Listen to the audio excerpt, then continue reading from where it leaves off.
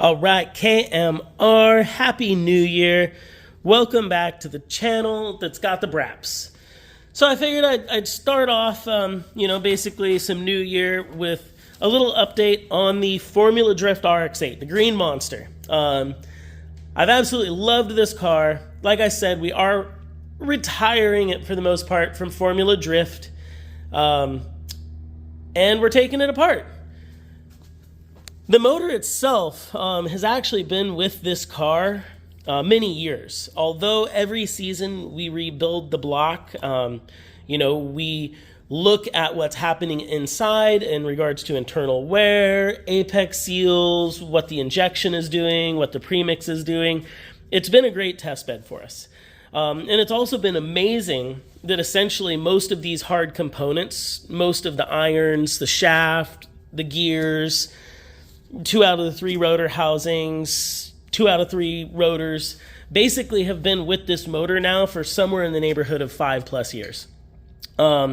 Obviously, I'm a rotary engine builder, so my maintenance is crucial. We're changing the oil, the plugs, we're monitoring all of our data acquisition because it is a race car.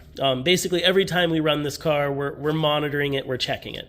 But within that's allowed us to go season after season having a reliable 3-rotor that's running about 1,000 horsepower at the wheels. About 30 pounds of boost, 200 shot of nitrous, very large street port, radium engineering fuel rail. And this is a special setup because we're actually running the excessive lower half that had more injector ports and a little bit better airflow path than the OEM one. It's hard to get these. I wish they still made them. I don't know if they do, but for our setup, it was very nice to have.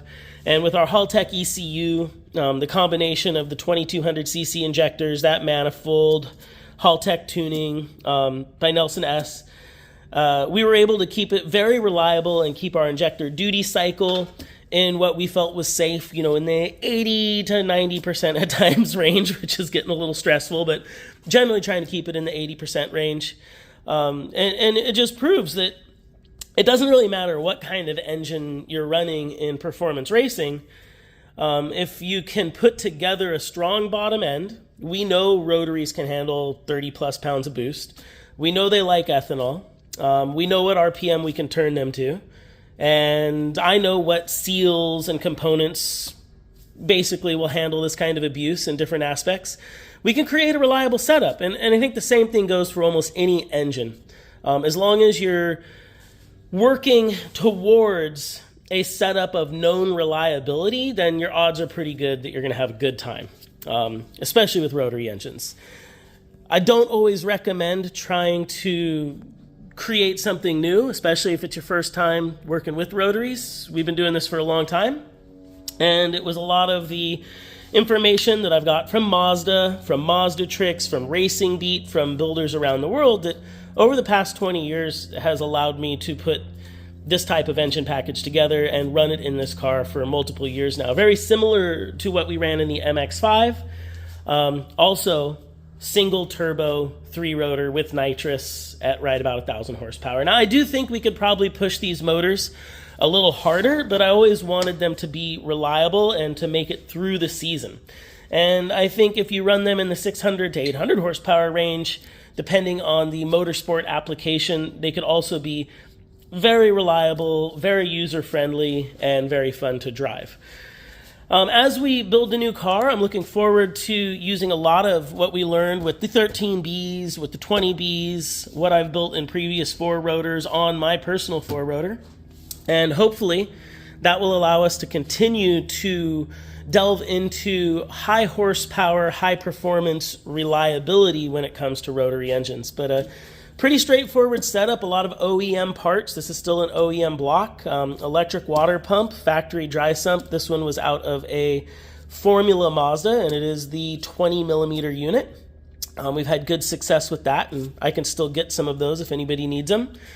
Again, proper fuel delivery, sensors for oil pressure, oil temperature, water temperature, fuel pressure, knock, EGT, wideband, it's all has to be there. We were also monitoring back pressure at the turbo, which is this guy right here, little hard line, stainless hard line, because it gets hot. All very important. So I just wanted to kind of give a little bit of a last breakdown, because we probably won't talk about this car a lot until we start to put it back together. I am keeping it. The engine package, the drivetrain, a lot of it's going into the new RX-7, and the engine is going to get rebuilt and actually has a new home that it's going to. So that's kind of the plans. This has been a great car for the shop, a great car for the team. It's not the last we're going to see of it or talk about it, but obviously it is coming apart, and it's been a great setup, and the RX-7 is the future. So I hope everybody has enjoyed this platform, and if people have questions about the chassis, the car, the engine setup, anything like that, I mean, this is the channel. We can cover any of it. But I'm really looking forward to the future and to building the 4-rotor and putting a lot of these setups, specs, and ideas to use as we see the world go more rotors. I mean, I'm building a 4-rotor, but I think we could be doing 5 rotors or 6 rotors in the future as well. And the sky's the limit. Look at Rob Dahm working with the 12-rotor. Rotaries. It's all about the brap. Thanks for watching. Happy New Year. KMR. Oh, I got cleanup to do. I'm going to repaint all this, clean it all up. It's going to look good like maybe next year. I'm out of here. That's a brap.